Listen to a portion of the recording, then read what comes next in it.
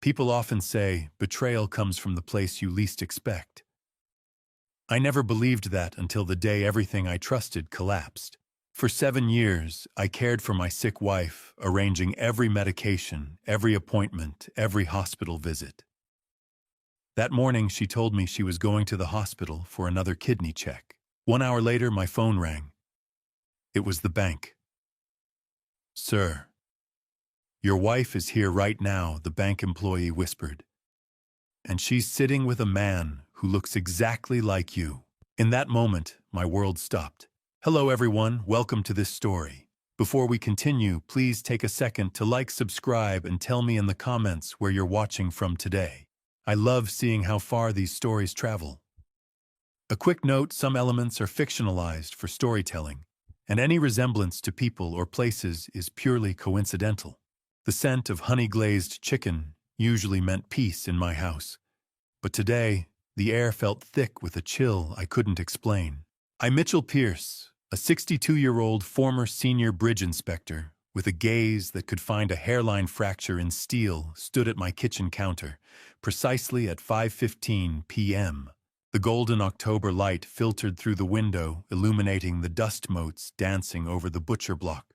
I moved with a practiced mechanical precision, slicing the poultry into uniform strips for Margaret's low-sodium dinner. For 7 long years, I hadn't just been a husband. I had been a full-time, unpaid nurse for a woman whose condition never seemed to improve despite my engineering-level care. I had traded the structural integrity of Chicago's infrastructure for the fragile architecture of a dying woman's hope. "Just another hour, Mitch," I told myself as I scraped the carrots. "She needs you." The structural integrity of a marriage is found in the sacrifices you don't talk about. Margaret was supposed to be at Memorial Grace Hospital right now, tethered to a machine for her grueling kidney dialysis checkup. I checked the wall clock again, verifying the time. My life was a series of scheduled maintenance intervals, and I prided myself on never missing a beat. I wiped my hands on my apron, the familiar weight of my heavy chef's knife reassuring in my palm. The kitchen was silent, save for the hum of the refrigerator and the distant rustle of leaves against the pane. Everything was in its proper place. Have you ever felt the ground vanish beneath your feet while standing on solid oak? The vibration started as a low thrum against the butcher block, the kitchen phone rattling with a persistent, cold urgency. I ignored it at first, assuming it was another solicitor trying to sell me insurance I didn't need or a reverse mortgage I couldn't afford. But the caller ID flashed Silverstone Trust and Investments. My pulse quickened. This was the bank handling my late father's legacy trust, a probate process that had been dragging on for months. I set the knife down and answered, expecting a dry update from a clerk. Instead, the voice on the other end was Daniel, a young junior associate I had spoken to twice before. He sounded like he was hyperventilating. "Mr. Pierce, it's Daniel from the bank," he stammered, his voice dropping to a frantic whisper. "I'm breaking every rule by calling your personal cell." I frowned, leaning against the counter. "Daniel, I'm right in the middle of dinner. Is the probate cleared?"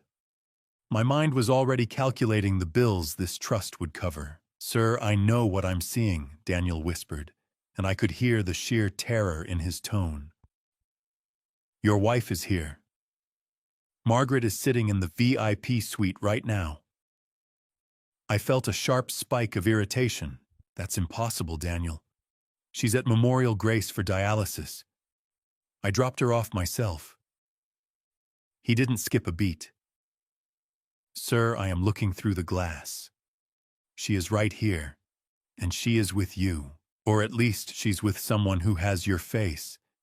He's wearing your charcoal suit, Mitchell. He has your watch." The knife hit the floor. The blade sang against the tile. A perfect fracture. I stared at the shimmering steel by my feet, my brain refusing to process the data. "I'm standing in my kitchen." I shouted into the phone, my voice cracking with a sudden raw anger. "He's signing the papers." Mitchell, Daniel hissed, the sound of paper rustling audible over the line. He's signing your legal name on the final legacy trust documents. He's taking the entire inheritance. If you aren't here in 12 minutes to prove who you are, you're a dead man on paper. The garage door groaned open like a heavy tomb, and I didn't wait for it to clear the roof of my truck before I slammed the gear into reverse. My knuckles were already white against the steering wheel, my mind replaying Daniel's frantic warning like a looped recording of a plane crash. 12 minutes. I had 12 minutes to stop a ghost from erasing my existence. As I cleared the driveway, the smell of burning rubber and hot engine oil filled the cabin, a sharp contrast to the honeyed warmth of the kitchen I had just abandoned. I swung the truck onto the main road, weaving through the aggressive late-afternoon Chicago traffic with a recklessness that would have horrified me 20 minutes ago. Every red light felt like a personal insult, a crimson barrier designed to strip away the life I had meticulously built. I began to realize with a sickening clarity that usually only comes after a bridge collapse, that Margaret's kidney failure symptoms always conveniently flared up exactly when I was due for major project promotions or site inspections. 7 years of systematic career sabotage flashed before my eyes as I narrowly missed a delivery van. I had been an engineer of steel and concrete, but I had been blind to the rot in my own living room. "Move, damn it, move!" I shouted at a stalled sedan, my voice raw and unfamiliar.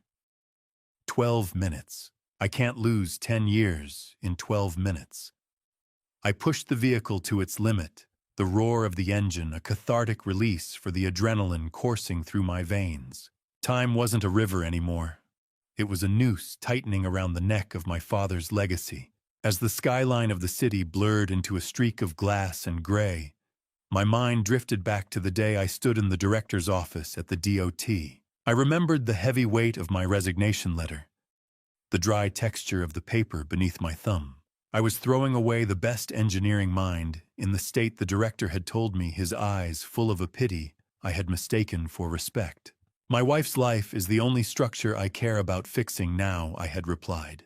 I remembered the way Claire, Margaret's sister, had looked at me that night, her eyes gleaming with a satisfaction I now recognized as victory. She had called me a career-obsessed ghost for months, hollowing out my resolve until I snapped.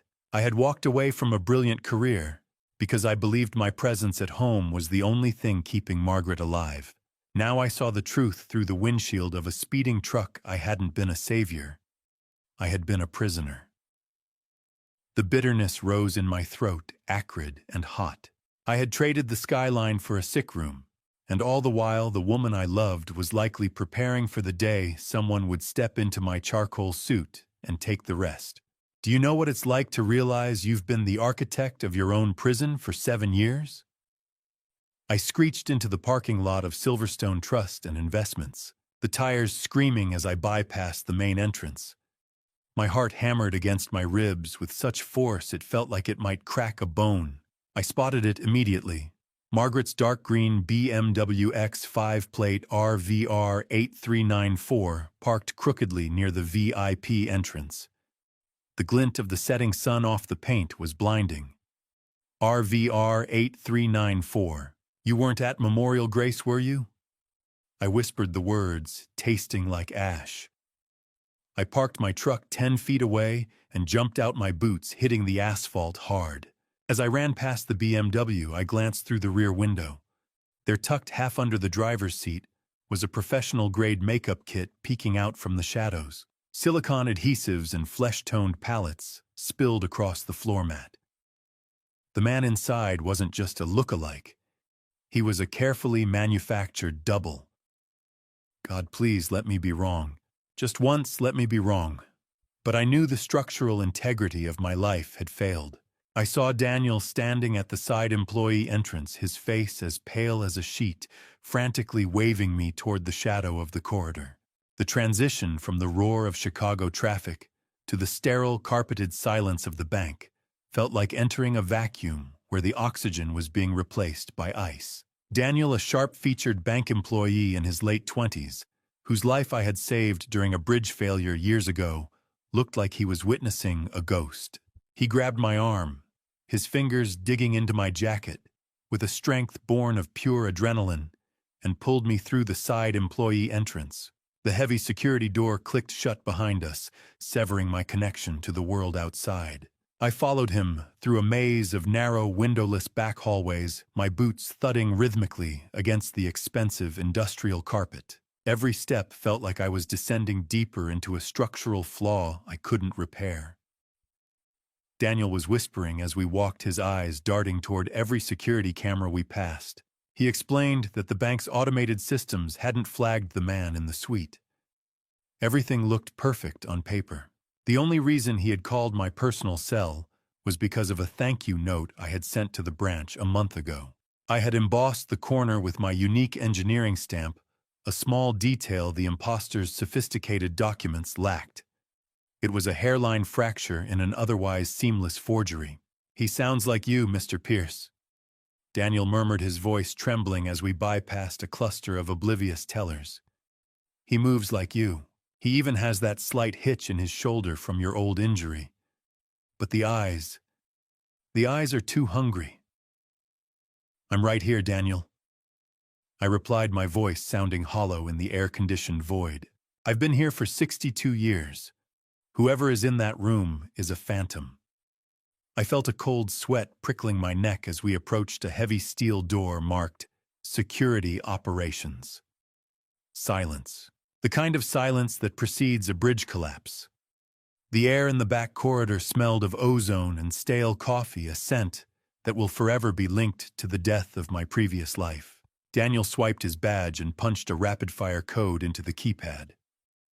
We entered a small, cramped room dominated by a wall of monitors casting a blue, flickering light over our faces. The low hum of computer servers filled the space, sounding like a digital heartbeat. Daniel didn't speak. He just reached for the console and hit a command.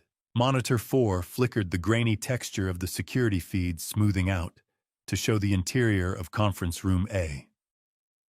My heart stopped.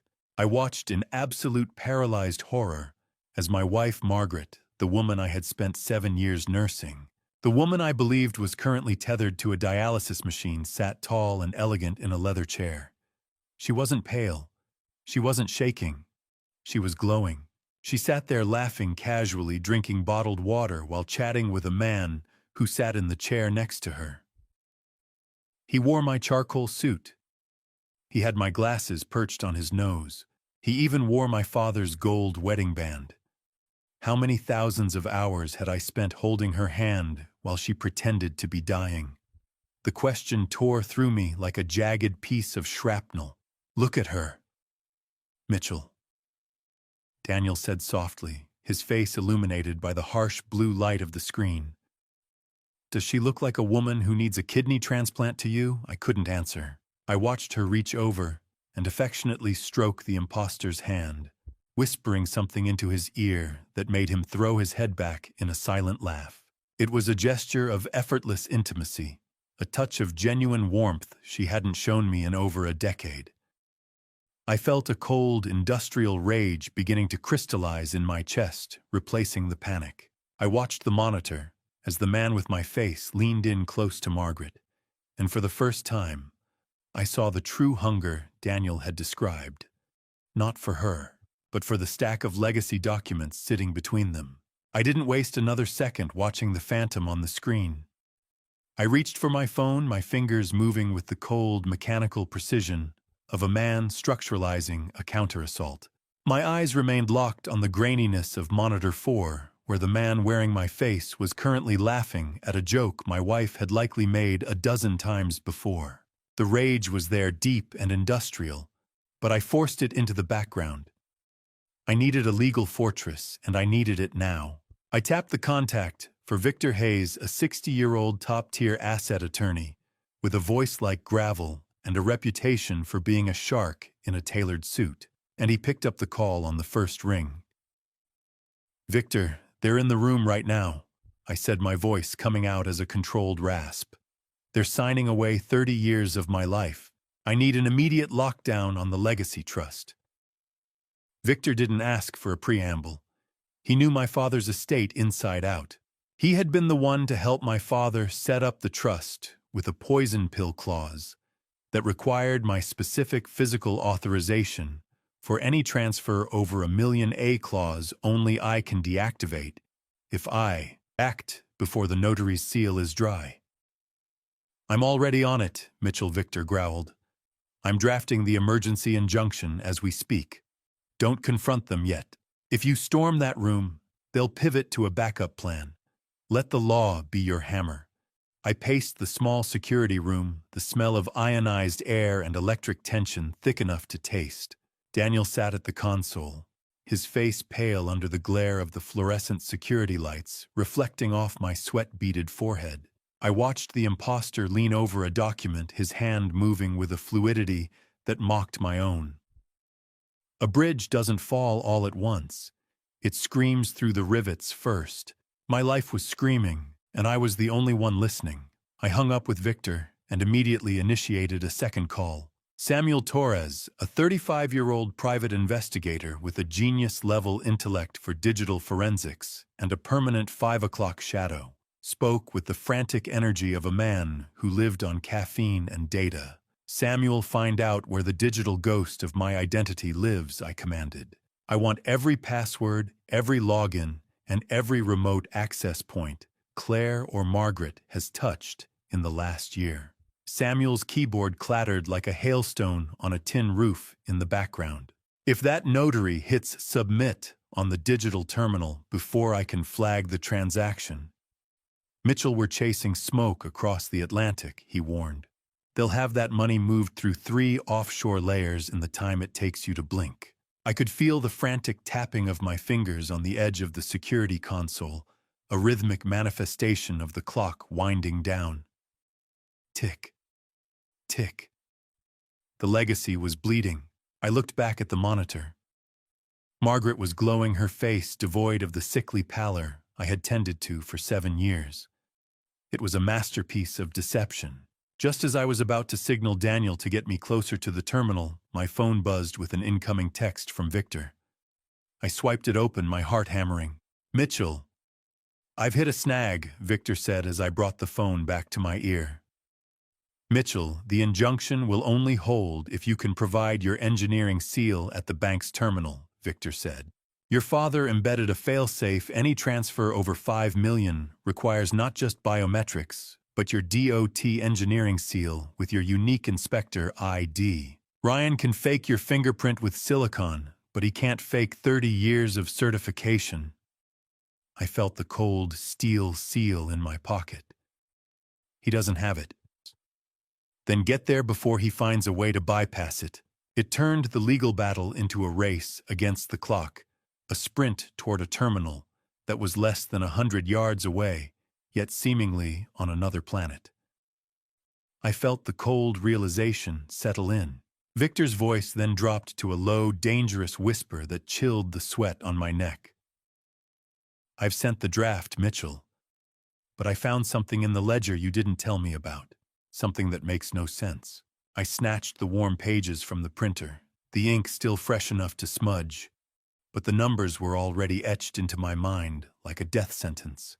The smell of ozone from the overworked printer filled the cramped security room, mixing with the metallic taste of adrenaline and bile at the back of my throat. My pulse thudded in my ears as Daniel slid the printed financial records across the desk, revealing the anomalies Victor had mentioned with a low, dangerous whisper. I stared at the transaction history, tracing a repetitive outflow of $35,000 every single month for the last 2 years. I cross-referenced the recipient, Linda Crawford Realty Consulting, LLC. The realization that my own sister-in-law had been siphoning my father's hard-earned money under the guise of consulting sent a fresh wave of nausea through me. This wasn't just a sudden heist. It was a slow, calculated bleed that I had unknowingly facilitated with my own trust. I discovered that these consulting fees paid to Linda were actually used to pay for Margaret's high-end wardrobe and designer handbags, which she had hidden in the very storage unit I thought held my engineering blueprints and legacy bridge designs.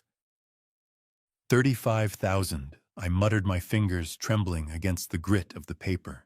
Every month. Daniel, look at the dates. He leaned in his eyes, scanning the columns.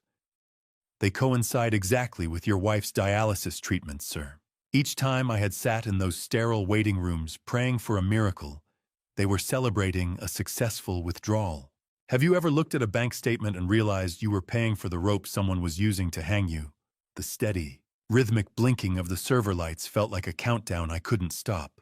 Digging deeper into the secondary account logs, Samuel Torres pinged my cell with a new find. A recurring payment of $4,800 for a corporate rental in the Northside waterfront district. Flashed on the screen Daniel mirrored for me. I checked the leaseholder and found my daughter Claire's name listed as the secondary occupant. Aloft, Samuel, I asked into the speakerphone, my voice sounding like it was being dragged over gravel. I've been living in a house full of hospital beds and oxygen tanks. While they were living at the pier, Samuel's voice came through with a clinical coldness. The lease started the same month you quit your job, Mitchell. It was a humiliating epiphany. I had destroyed my career as a senior bridge inspector to save a woman who was busy furnishing a luxury apartment on my dime. While I was worrying about the structural integrity of our finances, she was worrying about the view of the lake.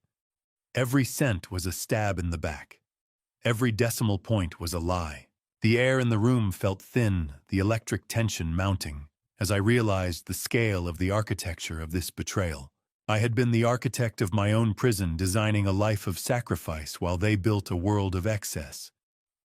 My fingertips left smudges of ink on the records of my own ruin.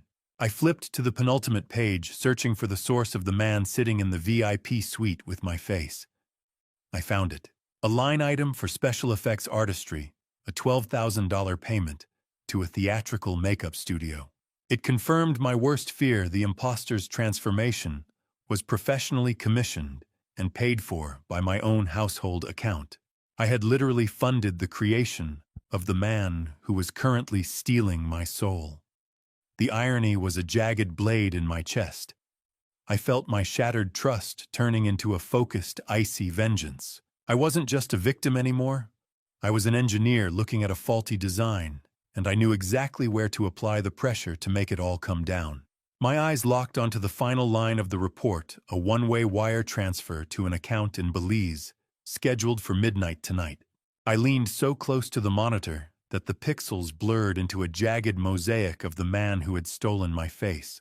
The sound of my own teeth grinding was the only thing I could hear over the low, persistent whir of overheated server fans. My eyes were fixed on the Belize transfer data, but the sound of Samuel's voice cracking through the speaker brought a new, sharper terror into the cramped security room. He had finally found the identity of the phantom. Samuel pings a dossier to the security room tablet, and the blue-white glare of the screen feels like a physical blow. His name is Ryan Blackwood. Samuel's voice rasps through the intercom. He is a 45-year-old former Hollywood stuntman with a chameleonic face and a penchant for high-stakes debt. He specialized in deep-tissue prosthetic work and physical mimicry before his career went into the gutter. I stared at the before photos, a man with sharp, desperate eyes and dark hair, and compared them to the after version sitting in the bank's VIP suite. The stuntman had been aged 30 years, with terrifying precision, every wrinkle and liver spot a calculated masterpiece. He's not just wearing my clothes, Samuel. I whispered, the cold, dry air of the room catching in my throat. He's wearing my life. Then came the first twist that made my stomach heave. Samuel pulled up a frame from a DOT safety video I had filmed 10 years ago. There in the background, standing among the extras, was a younger Ryan Blackwood. Claire had been scouting for a double far longer than I ever suspected. She hadn't just stumbled upon this plan. She had been architecting it for a decade. A stuntman. My life was being played by a man who made a living falling for other people. Samuel continued, his voice heavy with the data he was unearthing. Blackwood wasn't just some random actor. He was drowning in $280,000 of underground gambling debt to a syndicate in Atlantic City. He was a man with no exit strategy until Claire provided one. My heart stopped when Samuel displayed a series of private wire transfers from my daughter's personal travel blog account directly to Blackwood's creditors. Claire didn't just find him, did she? I asked, the words tasting like copper. She bought him. She cleared his slate, Mitchell Samuel confirmed. In exchange, he's clearing your bank accounts. It was a soul-crushing epiphany. It wasn't just a betrayal by a wife who pretended to be dying. It was a cold-blooded recruitment by a daughter who had essentially purchased a new father to sign her checks. How much does it cost to buy a daughter's love? Apparently, $280,000 and my father's name. I felt a nauseating violation as the architecture of the lie became fully visible. I was the bridge they had decided to demolish for the scrap metal. But Samuel wasn't finished. He uncovered a series of hidden folders in Blackwood's cloud storage that turned my icy rage into a paralyzing fire. It wasn't just Margaret and Ryan together in the photos. There were images of Ryan and Claire at the waterfront loft, laughing over wine, looking like a family. They were a couple living a life together in a penthouse I was unknowingly funding while I was home cleaning bedsores and measuring low-sodium chicken broth. I looked at the silver ring on Ryan's finger. My ring, the one I thought I'd lost down the sink drain a year ago, and realized he wasn't just impersonating me to the bank. He was playing the part in a bedroom I hadn't been allowed into for years. The man with my face wasn't just stealing my money. He was living the life I thought I had, while I was relegated to the role of the invisible caretaker in a house built on sand. The sound of my own footsteps echoed in the empty hallway of the bank as I ran toward the parking lot, driven by a need to reclaim the physical proof hidden in my own home. I left the bank behind the cool evening air of Chicago biting at my skin, but I barely felt it. My mind was a structural diagram of failure, tracing the lines of a life that had been compromised at the foundation. Stepping back into my house was like entering a mausoleum I'd spent 7 years decorating with lies and fake prescriptions. The familiar smell of stale lavender and floor wax greeted me, a scent that used to mean safety, but now felt like the chemical signature of a fraud. I stood in the entryway listening to the silence. Usually this house was filled with the artificial hum of a dialysis mimicking machine I'd purchased to keep Margaret comfortable, but with her away at the bank, the machine was dark. It was eerily quiet, the kind of stillness that precedes a total collapse. I walked into the living room, my eyes landing on a framed photo of my daughter Claire. Her smile seemed to mock me from the mantel. "Welcome home, Mitch," I whispered to the empty air. To the house built on quicksand. 7 years of my life had been poured into this place, and I had never even smelled the rot beneath the floorboards. I moved toward the coat closet to hang my jacket, but my hand stopped on the handle.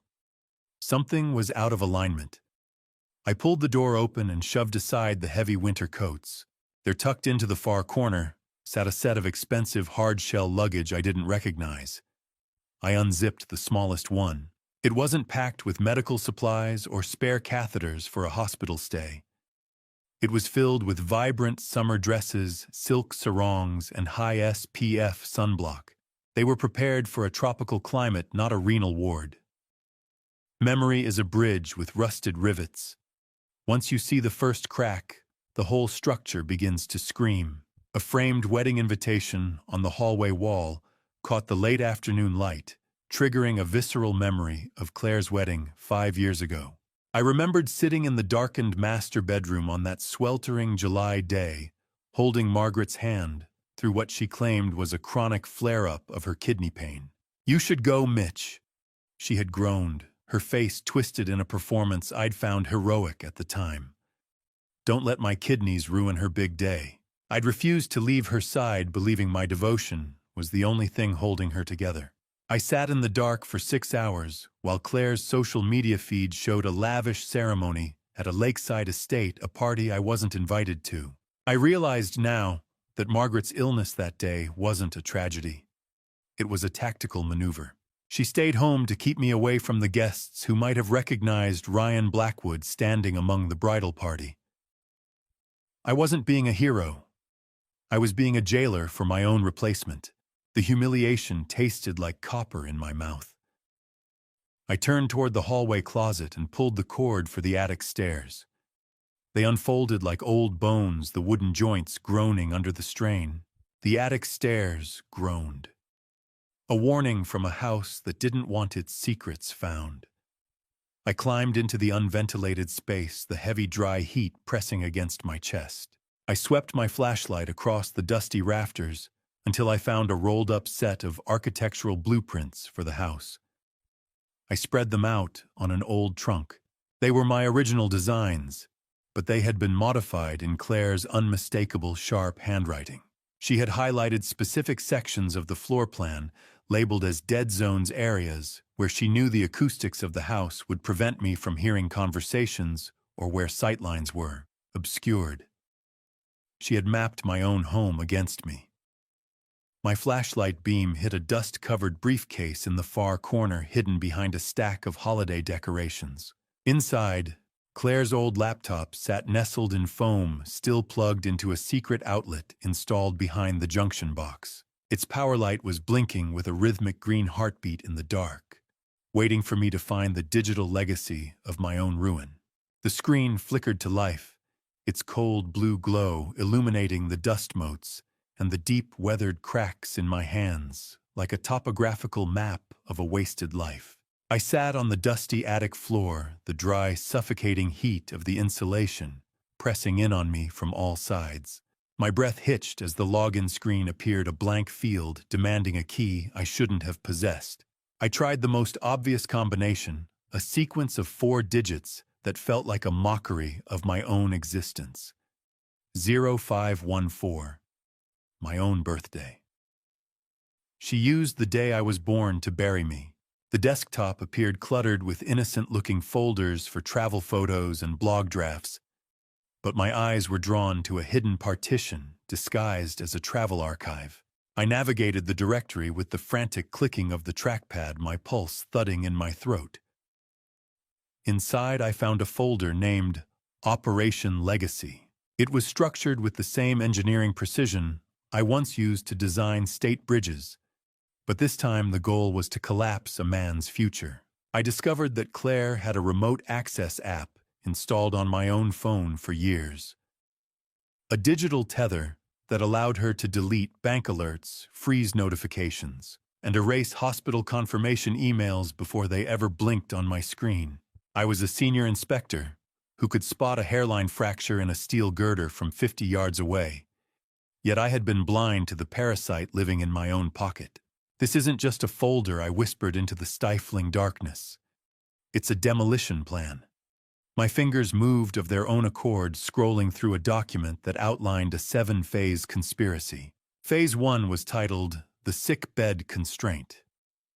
It detailed how Claire had recruited a disgraced medical student named Dr. Harrison to provide high-dose sedatives that perfectly mimicked the lethargy and nausea of kidney fatigue. I read Claire's typed status updates with a sour taste of realization blooming in my mouth. She wrote about how my pathetic devotion made the sedation easy to administer, how I was too distracted by my own nobility to ever check the pill bottles. "Do you know how it feels to realize the medicine you lovingly brought to your wife's bedside was the very poison keeping you a prisoner every time I had adjusted her pillows or stroked her hair? I was merely serving as an unwitting accomplice to my own kidnapping." Phase 2 involved the wait for legacy, a cold-blooded tracking of my father's declining health. They were vultures waiting for a $6.8 million inheritance to drop, and they had been circling for 7 years. Placebos. Lies. 7 years of my life distilled into a digital spreadsheet. The deeper I went, the more the betrayal transformed from a sharp pain into a cold, industrial rage. I found a spreadsheet labeled Sedative Schedule that finally broke the last tether of my denial. In the margins were scanned notes in Margaret's own delicate handwriting. She wasn't just a passive victim being drugged by her daughter. She was an active participant. She had been choosing exactly when to take the pills to trigger flare-ups whenever I mentioned a site inspection or a weekend trip. She used her own body as a tactical weapon to keep me within arm's reach of the lie. The humiliation was absolute, a structural failure so complete that no amount of reinforcement could ever fix it. I felt the sweat dripping down my neck, the air in the attic becoming unbreathable as the weight of the truth settled on my shoulders. I scrolled to the very bottom of the file and froze. There was a high-resolution photo of a man I didn't recognize standing in a sterile office next to Dr. Harrison. He was the man who had been providing the chemical chains for my cage, the technician of my misery. I stared at the photo, my mind already cataloging the face for the reckoning that was coming. There is a specific kind of soul sickness that comes from watching a stranger practice being you, coached by the woman who promised to love you until death. The cursor hovered over a folder named Mimicry Tutorials, and my finger trembled as I clicked play. The blue, flickering light of the laptop in the dark attic cast long, distorted shadows against the rafters, making the space feel like a witness to a crime. The video was high definition, recorded in the very waterfront loft I had unknowingly funded. In the frame, Ryan Blackwood sat at a desk hunched over a tablet. Margaret was right beside him, her face vibrant and healthy, devoid of the sickly pallor she wore at our dinner table. I watched as Ryan practiced my specific engineering signature hundreds of times. "No!" Margaret's voice came through the speakers, sharp and instructive. Mitchell pauses before the P. He hesitates like he is checking a weld. It is a tic he developed after that bridge failure in '98. I felt a nauseating violation crawling up my spine. She had cataloged my traumas like design specifications. I noticed a video time-stamped from a month ago where she coached him on public interactions. "If the teller asks too many questions, just let me handle it," she said with a dismissive wave. "We will tell people Mitchell has early-onset vocal fatigue from his stress. He is so predictable it is almost boring to play him." Ryan replied, pushing his glasses up his nose in a way that was a perfect mirror of my own habit. Click. Rewind. The sound of my wife's laughter felt like a serrated blade against my ears. I sat in the dry heat of the attic for a long time after the screen went black. The sound of the video's looped playback still echoing in the silence. My life had been a masterclass in deception, and I had been the only student who didn't know the curriculum. I finally closed the laptop, the green standby light blinking like a heartbeat in the dark, and retreated from the attic. I moved through the hallway past the room where I had spent years fetching water and fluffing pillows, and entered the master bathroom. I didn't turn on the lights at first.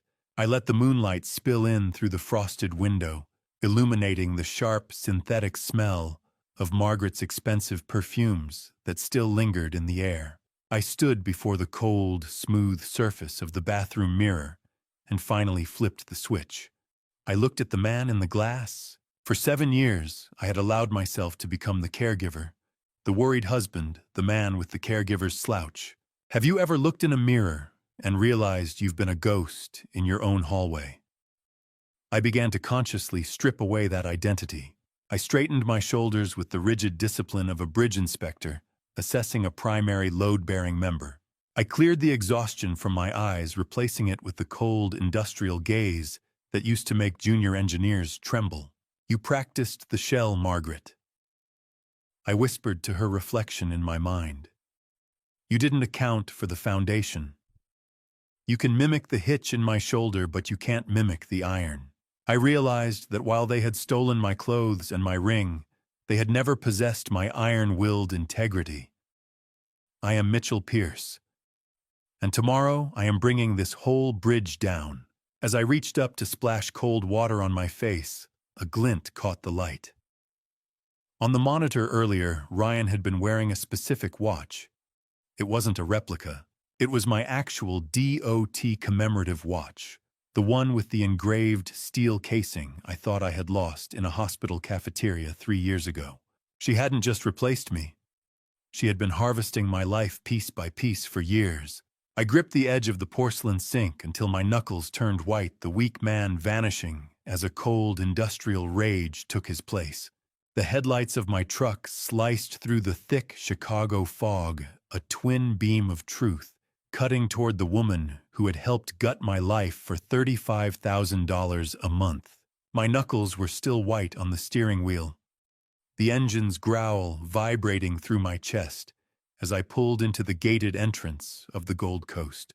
I was no longer the soft, grieving husband who fetched pillows and brewed herbal tea. That man had died in front of a bathroom mirror an hour ago.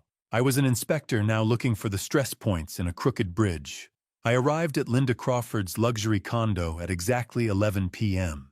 Linda Crawford, 56, adjusted her professional blazer nervously as she opened the door, her hands shaking as I pushed past her without waiting for an invitation. She tried to feign a sleepy surprise, but the smell of expensive, clinical air freshener and the way her eyes darted toward her laptop on the counter told me she had been waiting for a signal that never came. I marched to her designer glass coffee table and spread the forensic bank audits across the surface. The white pages glared under her recessed lighting, sharp and clinical. "You sell houses, Linda," I said, my voice as cold as a Lake Michigan winter. "Since when did you become a medical consultant for my wife's kidneys?" I watched the blood drain from her face as I pointed to the recurring payments from my father's legacy trust to her shell company. "Mitchell, I was just trying to help her." She stammered, her voice thin. "She said you were tracking every penny. She was scared she wouldn't have enough for the specialty care." I leaned over the table, my shadow swallowing her. Linda revealed that she was the one who actually found Dr. Harrison, but she claimed she believed he was a holistic specialist, not a disgraced medical student providing high-dose sedatives to keep me in a chemical fog. "How much is a sister's loyalty worth?" "Apparently it's exactly $25,000 a month, plus a view of the lake." I stared at her, the silence in the room heavy with the distant muffled sound of waves against the seawall. "I'm an engineer, Linda. I know when a structure is about to fail. Right now, you're the weakest rivet in this conspiracy." I explained the reality of Operation Legacy, watching her eyes widen as she realized that the $850,000 she helped move made her a co-conspirator in federal wire fraud. I wasn't there to hear her excuses. I was there to break her. "You have two paths," I said, leaning in so close I could see the sweat beads on her forehead. "You can face the FBI tomorrow morning as a lead accomplice, or you can sign this affidavit now and help me bring down Claire and Margaret." I laid out the legal document, the cold, sharp corners of the printed statements pressing against my palms. Linda looked at the door, then back at the evidence. "They told me it was just a way to get her what she deserved," she whispered, reaching for a pen. "I didn't know about him. The actor." The pen scratched against the paper, the sound of a traitor choosing survival over family. As she signed, her resolve finally crumbled. "Claire had been recording your sleep-talking sessions for months. Mitchell," she confessed, her voice barely audible. "She used the recordings to give that man Ryan your exact cadence. Every private memory you mumbled in the dark was fed to him so he could pass as you in the high-stakes bank interviews. He knows things only you should know, because you told him while you were drugged." My stomach turned a visceral reaction to the idea of my own subconscious being harvested for a heist. I snatched the signed affidavit, the ink still fresh. Just as the ink on Linda's signature began to dry, my phone buzzed in my pocket, an unknown number from a New York area code I hadn't seen in years. I stared at the screen, the digits glowing like a neon sign in the dark of the condo, pulling me toward a ghost from my own past. The blue light of my phone screen pulsed in the dark cab of my truck, like a digital heartbeat displaying a New York area code that had been a ghost in my life for 9 years. I stared at the screen, the New York digits glowing like a neon sign in the damp Chicago night, as I pulled away from the curb outside Linda's condo. My hand trembled as I swiped to answer the cold condensation on the windshield, blurring the streetlights into weeping halos. I pressed the phone to my ear, listening to the static hiss of a long-distance connection that felt as vast as the Atlantic. "Dad," the voice came through, shaky and deep. "It's Ethan. Please don't hang up." Ethan Pierce, my 34-year-old son, with a voice that still carried the gentle cadence of his grandfather, sounded like a man waking up from a decade-long nightmare. I couldn't speak for a moment, the heavy aching pressure in my chest making it hard to find air. "Ethan," I finally whispered. "I haven't heard your voice since you were 25. He told me he had seen a frantic, vague social media post by Linda Crawford about me being at her door with bank records, and he couldn't stay silent anymore. The architecture of the lie Claire had built began to crumble right there in the front seat. Ethan revealed that Claire had been sending him monthly allowance checks from an anonymous trust for the last 3 years. I recognized the amount immediately. It was siphoned directly from my father's legacy, my own inheritance being used to buy my son's distance. "She used my money to keep you quiet, Ethan. She used my father's hard work to pay for your exile. How do you bridge a 9-year gap in a 10-minute phone call while your world is on fire?" The hazard lights clicked rhythmically, a metronome for the years we'd lost. Ethan's confession became even more devastating as he described an email he had received 6 months ago. It was from Claire, but clearly intended for the imposter Ryan Blackwood. It contained a draft of Phase 5 of something called Operation Legacy. Ethan admitted he had been too cowardly to reach out, then assuming it was a dark, creative writing project or a sick prank. He had spent years believing Claire's lies, that I was the one who had cut him off, that I was a bitter, weak man who didn't want him in my life. I thought it was a joke, Dad, a script for one of her luxury travel videos. I didn't think she was actually erasing you. He sounded smaller now, the distance between us closing with every word of regret. "She told everyone I was the one who cut you off, Ethan. She told me you hated the man I'd become." The silence on the line wasn't empty. It was full of the years we'd lost to a monster's design. We sat there, father and son, connected by a thread of fiber optics and shared trauma. But Ethan's voice sharpened the grief, turning into a warning. He mentioned that in the misdirected email, Claire had bragged about having a second notary on standby, a personal friend who would sign anything for a price. My heart sank. The injunction Victor was filing at Silverstone Trust wouldn't be enough if they moved the meeting to a private location or a different branch. The law was a bridge, but Claire was building a tunnel underneath it. "I'm coming home, Dad," Ethan said, his voice firming with a sudden, desperate resolve. "I have the email. I have the check stubs. And I have something else, something Claire said about a Phase 7 that you haven't found yet." I gripped the steering wheel, the leather cold under my palm. I wasn't alone anymore. The isolation Claire had engineered for 7 years had finally suffered a structural failure. The Chicago wind howled through the steel girders of the L train tracks, a mournful industrial scream that matched the cold clarity settling into my bones at 6 a.m. The first gray light of a Chicago dawn began to bleed through the fog. As I pulled into the staging area, my mind racing through the implications of Ethan's warning about Phase 7. I sat in a nondescript silver sedan, parked a block away from Silverstone Trust, the engine ticking as it cooled. Beside me sat Detective Morris, a 45-year-old veteran of the Financial Crimes Division, with tired eyes and a jaw that looked like it was carved from Illinois granite, who checked the signal on my wire. Victor Hayes sat in the back, his face a mask of legal grimness as he reviewed the finalized affidavit from Linda Crawford. Linda herself sat pale and silent in a separate police vehicle 10 yards behind us, her role as the weakest rivet finally serving a purpose. Morris adjusted the volume on the surveillance receiver, the static crackle of the earpiece a constant reminder of the stakes. He told me that they had tracked Dr. Harrison overnight. The man wasn't just a disgraced student, but a childhood friend of Ryan Blackwood. It proved the conspiracy had roots in Ryan's desperate past, long before he ever met my daughter. "You're wired," Mitchell Morris said, his voice low and steady. "Every word in that room is a nail in their coffin." I nodded, watching the diesel fumes from a passing bus swirl against the windshield. "I've built bridges that stood for 50 years, Detective. I'm not letting this one collapse before I get my pound of flesh." We waited in the biting cold of the morning air, the city waking up around us with an indifference that felt surreal.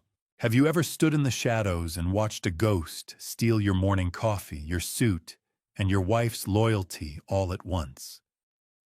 At 8:45 a.m., the green BMW X5 pulled into the VIP lot. I raised the high-powered binoculars, my breath hitching, as I saw the man step out of the driver's side. Ryan Blackwood was wearing my favorite charcoal suit, the one I had tailored for my father's funeral. His wig was so precise, the silvering at the temples so exact, that it made my skin crawl with a visceral sense of violation. Margaret followed him out, her performed weakness perfectly choreographed. She leaned heavily on Ryan's arm, playing the role of the frail, dying victim for the security cameras. A moment later, Claire pulled up in a separate rideshare, stepping out with a mask of boardroom-ready ambition. "Look at him," I whispered, my teeth grinding. "He even mimics the way I favor my left knee when it rains." Victor reached forward, his hand heavy on my shoulder. "Don't let the anger break your rhythm, Mitchell. Stay behind the curtain until I give the signal." I watched through the lenses as they approached the glass doors, the metallic click of the bank's electronic locks echoing in my mind. Then I saw it. As Margaret adjusted her wrap, the medical alert bracelet I had bought her was gone. In its place was a diamond-encrusted watch that shimmered in the morning light. My mother's watch, the piece I was told had been lost during the estate probate. The lie wasn't just in their words. It was draped over their skin. 9 o'clock. The tumblers turned. The cage door opened. The conspirators disappeared into the lobby, and the air in the sedan suddenly felt too thin to breathe. Morris gave me a sharp nod, the final confirmation that the federal agents were in position on the internal servers. I adjusted the microphone hidden beneath my stiff collar, feeling the cold weight of the industrial rage finally finding its outlet. I looked at Victor, stepped out into the freezing wind, and walked toward the bank. I entered the sterile lobby just as the notary inside conference room A raised her seal for the final signature, the shadow of the man I used to be falling across the glass. The silence inside the bank was absolute, a heavy air-conditioned weight that smelled of floor wax and impending ruin as I approached the door to conference room A. The glass door to conference room A didn't just slide open. It felt like the seal of a 7-year-old tomb finally cracking under the weight of the truth. I stepped into the room, the clinical ozone scent of the air conditioning hitting me like a physical barrier. Flanked by Victor Hayes and with Detective Morris trailing at a strategic distance, I halted 3 feet from the mahogany table. I didn't look at the bank manager or the paperwork. I stared directly into the eyes of the man wearing my face, my favorite charcoal suit, and my mother's diamond watch. "I believe you're holding a pen that belongs to me," I said, my voice steady and cold as a winter morning in Chicago. The sharp, metallic click of the notary's seal hitting the desk was the only response. The notary looked up, her hand frozen mid-air, while Margaret's face transformed into a mask of calculated confusion. "Who are you?" she asked, her voice trembling with a practiced frailty. "Mitchell, who is this man?" I let the silence hang heavy and industrial. Before I entered conference room A, I stopped at the lobby kiosk. The screen demanded dual authentication. I pressed my thumb to the scanner match, confirmed. Then I pulled out my engineering seal, the one Ryan could never possess, and pressed it into the verification plate. The system chimed, "Primary authority verified. Poison pill clause deactivated." Through the glass, I saw Ryan staring at his screen. Red warnings flashed. Authorization denied. Seal required. The papers Ryan was preparing to sign were currently nothing more than expensive, legally worthless litter. He looked like me. He smelled like my cologne, but his soul was a hollowed-out construction site. I watched Ryan Blackwood's knuckles turn white as he gripped the desk, his eyes searching mine for a weakness he hadn't been coached to find. "Nice suit, Ryan," I said, letting a predatory smile touch my lips. "But you forgot that a bridge inspector never misses the small cracks in the foundation." I noted the way his vocal cadence was just a fraction off a slight lag that spoke of rehearsals rather than reality. I reached into my coat pocket and pulled out the printed dossier Samuel had compiled. I dropped the stuntman's history and the detailed records of his $280,000 gambling debt onto the glass table. The morning sun reflected off the surface blindingly bright as the documents fanned out like a losing hand in a high-stakes game. "This is a mistake." Ryan stammered, his calculated composure beginning to collapse into the raw, desperate twitching of a cornered animal. "Mitchell, tell them," he cried out, looking toward Margaret, but she was staring at the dossier with wide, uncomprehending eyes. "Have you ever stared at your own reflection and realized the glass was actually a two-way mirror for a thief? I wasn't done with the exposure." I turned my gaze to the notary, who was slowly sliding her chair back toward the door. "I wouldn't do that, Sarah Vane," I said, using her full name. "I know all about your friendship with Claire. I know about the emails where she promised you a cut of the Belize transfer for your services today." Sarah's face turned the color of ash, and she froze, trapped in the room by the very conspiracy she had hoped would set her up for life. I saw the sweat darkening the collar of Ryan's suit, the fabric I had worn to my own father's funeral. The violation felt physical, a structural rot that had finally been brought into the light. The room was a cage now, and the locks were entirely in my control. I leaned over the conference table, my shadow falling across Ryan's trembling hands, and watched the realization of his total failure settle into his eyes. I leaned in closer until I could see the silicone seams behind his ears and whispered his real name just as Detective Morris's hand went to his holster. "You're done, Ryan. The show is over." The door clicked shut behind Detective Morris, locking the conspirators inside the very cage they had built for me as Margaret finally broke her silence. Her voice was a ragged sob, but before she could anchor her plea in the room, the heavy oak doors were flung wide by my daughter Claire, who marched in with the practiced confidence of a woman who thought she'd already won the world. The click of Claire's high heels on the marble floor sounded like the cocking of a hammer. She was radiant, her face flushed with the expectation of a multi-million-dollar victory. Her scent, a cloying, expensive perfume flooding the sterile air of the conference room. She didn't see me at first. She was looking at Ryan at the documents at the finish line. Then her gaze shifted. I watched the smug victory on her face dissolve, but not into panic. It morphed into a sharp, clinical curiosity. She took in the room, the detective, and finally me standing tall with my jaw set. "Well, look at that," she said, her voice smooth and devoid of heat. The bridge inspector finally found a crack in the foundation. "Is that all you have to say to the father you tried to erase, Claire?" I asked, my voice vibrating with a coldness that surprised even me. She didn't answer. Instead, she adjusted her designer bag on her shoulder, looking at me with a dead, flat look in her eyes that I finally recognized as pure calculation. Claire had been secretly draining Margaret's side accounts for months, siphoning the small fortunes I thought were going to medical bills into her own offshore holdings. She wasn't just stealing from me. She was gutting her mother as she went. She wasn't my daughter anymore. She was a structural failure I couldn't repair. I moved toward the table, dropping a secondary folder of data I'd pulled from the Operation Legacy file.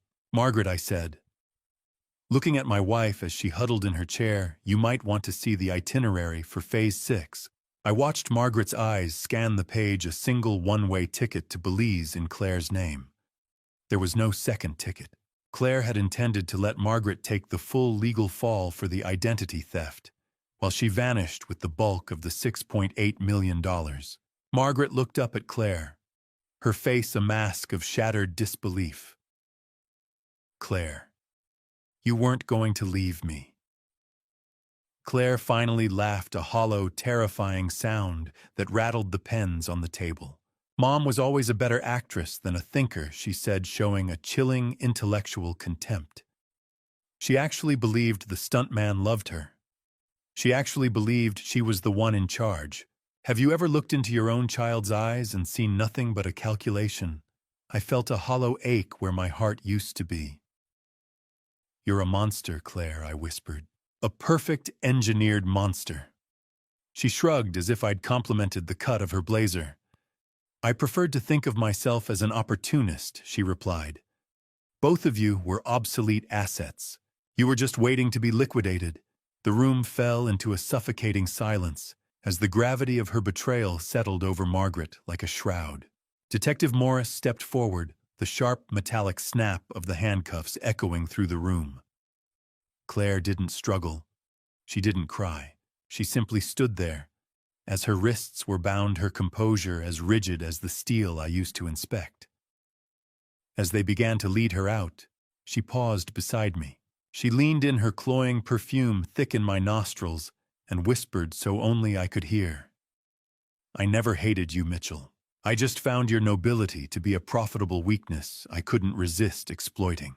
Claire didn't cry. She didn't scream. She simply looked at the handcuffs, then at me, and offered a small, terrifying smile that told me this was far from over.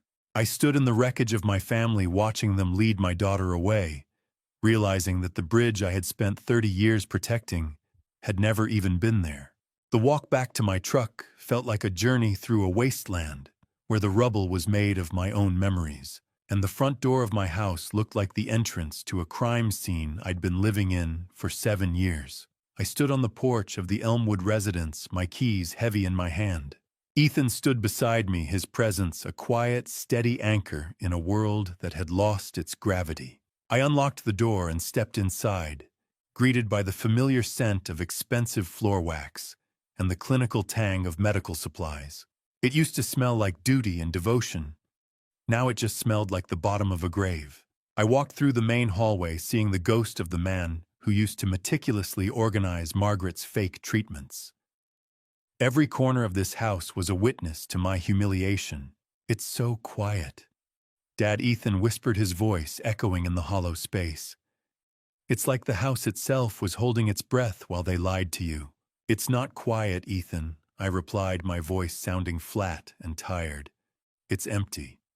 It was always empty. I just didn't have the eyes to see it."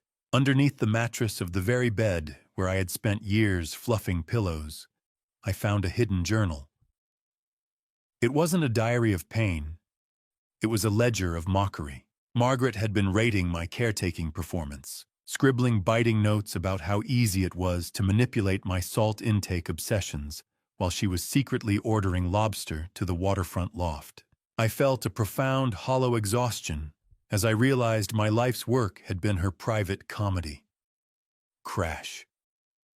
The dialysis machine hit the floor. Plastic and glass shattered. It sounded like the truth. I began tearing down the medical apparatus with a frantic industrial precision. I ripped the tubes from the fake machine and swept the rows of kidney medication bottles into a heavy-duty black plastic trash bag. The crinkle of the plastic was the only song I wanted to hear. Ethan helped me, the two of us working in a rhythmic, somber silence that served as our first shared act of father-son bonding in nearly a decade. While clearing a panel in the sick room, I found a hidden stash of Jimmy Choo designer shoes tucked behind her oxygen tank. I was eating tuna out of a can for months so we could afford her specialists. I said, staring at a pair of 4-inch heels that had cost more than my first truck. "Don't look at the shoes," Dad Ethan said, placing a firm hand on my shoulder. "Look at the trash bag. It's all going where it belongs." Have you ever cleaned out a room and realized the only thing you were actually throwing away was your own misplaced mercy? I carried the bags through the house, the smell of dust and stagnant air following me like a persistent ghost. I reached the kitchen island where the last tray of pills I prepared this morning sat waiting. I remembered the tenderness with which I used to hand her the water glass, the way I'd watch her throat move as she swallowed her lies. I picked up the tray and walked out to the driveway. The cold, biting Chicago wind whipped at my face, but I didn't flinch. I stood by the large bin and dumped the colorful placebos into the waste, watching them rattle against the bottom and disappear under the real debris of my broken marriage. The engineering mind in me finally checked the demolition box. The structure was down. There were no survivors in the wreckage of my trust. As I cleared out the last of the bedside table, my hand hit a false back. I pulled out a legal document Margaret had been trying to get me to sign in my sleep. It was a do not resuscitate order for myself, professionally drafted, to ensure she would inherit my remaining assets the second my heart stopped, under the weight of the stress she'd created. I held the trash bag tight, the weight of it pulling at my shoulders, but my eyes were already on the calendar. The trial was 3 months away, and I knew Margaret was only the first bridge I had to burn. December brought a Chicago winter that turned the lake to iron and my heart to stone, providing the perfect frozen clarity needed to dissect the remains of my stolen decade. I sat in Victor's high-rise office watching the city disappear behind a white curtain of a mid-afternoon snowstorm. The muffled silence of the storm outside was a stark contrast to the sharp metallic smell of the heater ticking over in the corner. I had spent the last 3 months living like a monk in the ruins of my home, but today was about the numbers. Victor Hayes sat across from me, his face illuminated by the harsh brightness of the white audit pages splayed out under LED lights. He didn't look like a lawyer anymore. He looked like a coroner performing an autopsy on my bank account. The forensic audit was finally complete, and it was far more sinister than a simple case of identity theft. Victor revealed that Claire had been paying for life insurance on me for 5 years, but the beneficiary wasn't my wife or my estate. It was a shell corporation owned solely by Ryan Blackwood. They hadn't just been waiting for my father's money. They had been betting on my expiration date. It's more than just theft. Mitchell Victor set his voice flat as he pointed to a series of offshore transfers. It's an exit strategy. They weren't just stealing your money. They were erasing your existence. The consulting fees you were paying were actually a retirement fund for Claire and Ryan to use in Belize. Margaret was just the decoy they kept in the front window to keep you occupied. I leaned back, my eyes tracking the columns of figures. I was a bridge to them, something to walk over and leave behind once they reached the other side. The spreadsheets didn't lie. Numbers have a structural integrity that people lack. I had spent 30 years trusting the physics of steel, and now I was relearning the physics of betrayal. My life had been reduced to a ledger of debits, each one a day I'd spent fetching water for a woman who was actively planning my replacement. The audit then turned its cold eye to the chemical chains that had bound me. We traced the paper trail for the medications I had administered so faithfully every evening. There were no legitimate pharmacies, only monthly wire transfers to a nondescript mail-order facility in a remote part of Florida. Just as I was beginning to process the sheer scale of the medical gaslighting, the vibrating hum of Victor's phone on the glass desk broke the silence. He answered, listened for a moment with a tightening jaw, and then looked at me. The FBI just called. They got him. Harrison was apprehended in a sting operation in Miami. Harrison isn't a doctor, Mitchell. He's a professional jailer with a chemistry set. They found a ledger in his possession, other clients who used his services to incapacitate wealthy relatives, 7 years of poisoning my own wife. Because I trusted a piece of paper, I whispered the realization, feeling like a physical weight on my lungs. I had been the one holding the spoon, the one ensuring the dosage was correct, all based on a script written by a criminal. How do you quantify the cost of a decade spent in a drug-induced fog of someone else's making? I felt a grim validation, but it was hollow. The structure of my family was gone, replaced by a crime scene that spanned 3 states. Victor slid a final thin folder across the desk. It contained a transcript of Harrison's initial confession to the Miami field office. He told the agents that Margaret was actually the one who requested a higher dosage of sedatives for me 6 months ago. She told him I was becoming too unpredictable, too prone to asking questions about the banking alerts. She didn't just want me quiet. She wanted me under. I stared at a Phase 7 detail mentioned in the final paragraph of the confession. It made the hair on my arms stand up. I wasn't just being managed. I was being prepared for a final removal. The county courthouse in January felt like a meat locker, a fitting place to decide which parts of my family were dead and which were merely rotting. I walked through the double doors, the smell of old paper and industrial floor cleaner clinging to the heavy, stagnant air. Every step I took on the linoleum seemed to echo with the finality of a structural collapse. I took my seat on the cold, uncomfortable hardness of a wooden gallery bench, my back straight, my expression an unreadable mask of iron. I watched Margaret enter the courtroom, and the sight of her sent a sharp, bitter wave of nausea through my chest. She was back to using her cane, the sharp, synthetic squeak of the rubber tip punctuating the silence of the room. She wore a drab, oversized wool sweater that made her look small and fragile, a carefully constructed costume designed to evoke pity. Her lawyer stood and began to weave a narrative of tragedy, arguing that my client was a puppet, Your Honor, tethered by her own daughter's sociopathic ambition. He spoke of psychological coercion and duress, painting Margaret as a victim who had been forced into the charade. I watched her from the gallery, seeing the way she cast tearful, longing glances toward me, as if pleading for a bridge of forgiveness I no longer possessed. I revealed my own countermeasure. Then a meticulous caregiver's log I had kept for 7 years, documenting every time she claimed to be in pain, which cross-referenced perfectly with the dates Claire had gone on shopping sprees in the city. The design of her lies was failing under the weight of my data. The cane was a prop.